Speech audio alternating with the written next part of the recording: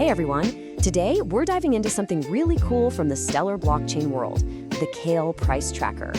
Now, this thing solves a problem that's way more common than you'd think for DeFi developers. And it all boils down to this one kind of frustrating question. So picture this. You've just built this amazing new app. You're ready to test it, but you have to do it in what's basically a digital ghost town. I'm talking no users, no action, zero data. It's a classic headache for anyone trying to build something new, right? Right, so this ghost town actually has a name in the dev world. It's called a testnet. Think of it as a sandbox, a perfect copy of the real network, where you can build and break things without causing any real damage. But here's the catch. These testnets are often completely empty. There's no real-world activity, which is the one thing you desperately need for good testing. It's kind of like trying to test a traffic app on a highway with literally no other cars. How would you even know if it works? And for folks in DeFi, this is a huge, huge roadblock. Let's say you're building an app that needs to know the price of a token, in this case, the KALE token on Stellar. What happens when there are zero trades on the testnet? Your app has no price data to pull from. You're just flying blind. Your project can grind to a halt before it even gets off the ground.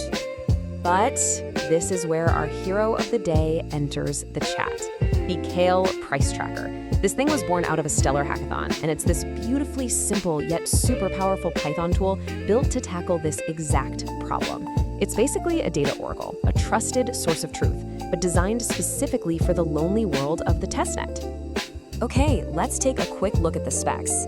It's called the KALE price tracker, obviously. But what I love about this is how simple the tech stack is. We're talking Python, the Stellar SDK, and a few common data libraries. That's it. No crazy over-engineered stuff. Its job is super focused. Just grab and show KALE token prices so developers aren't stuck without data. So you're probably wondering, how does this thing actually work? Well, the real genius here isn't just how it gets data. It's what it does when there's no data to get. It has this really clever safety net built right into its logic. And the whole process is just beautifully simple. First, it pings the Stellar Testnet, trying to find any real trades for the KALE token. If it finds some, awesome, mission accomplished. But if it comes up empty, which, let's be real, happens a lot on a testnet, it just moves on to step 2, activating its backup plan. After that, it spits out the price, saves it to a file so you have a record, and then, after a few runs, it even draws you a nice little graph. This fallback idea is really the secret sauce here. It's like having a backup generator for your house. If the main power, the live data from the network, cuts out, the fallback just kicks in automatically. For this tool, it's just a simple file with some pre-made test prices. It's a simple trick, but it means a developer's app never has to stop working, just because the testnet is quiet. All right, enough talk. Let's actually see this thing in action. We're gonna go from the starting code all the way to that final graph. And here it is, the starting line.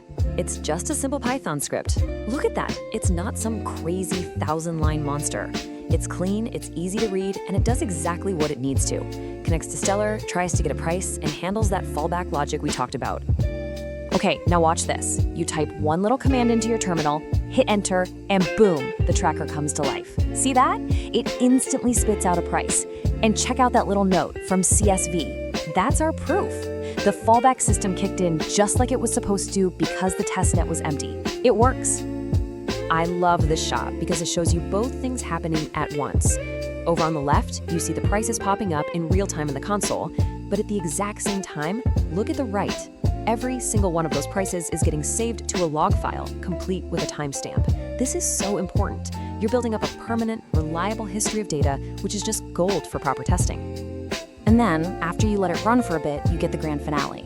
The script automatically takes all that data it's been logging and generates this graph. It turns a boring stream of text into a super clear visual trend. And that's really the whole point, right? A nice, clean, consistent price feed you can actually see. Okay, so it's a cool little tool from a hackathon, right? But so what? Why does something this simple actually matter? Well, this is where we zoom out and see how a small, clever idea can have a really big impact. This quote from the person who built it just hits the nail on the head. They call it a practical MVP, which stands for minimum viable product. That basically means it's the simplest possible version of a tool that actually solves a real problem. It's not just a toy. It's a solid foundation. You could literally build more advanced, complex DeFi apps right on top of this thing. And this isn't the end of the road, not by a long shot. There's a whole vision for what this could become. Imagine a slick web page where you can see the prices, or being able to track any token on Stellar, not just KALE. They're even talking about hooking it into Stellar's new smart contracts. This little script could seriously grow into a go-to price oracle for the whole ecosystem. So that really leaves us with a pretty cool question to think about. The KALE price tracker is perfect proof that sometimes a simple, focused tool is all you need to clear a huge hurdle for innovation. It really makes you wonder, right?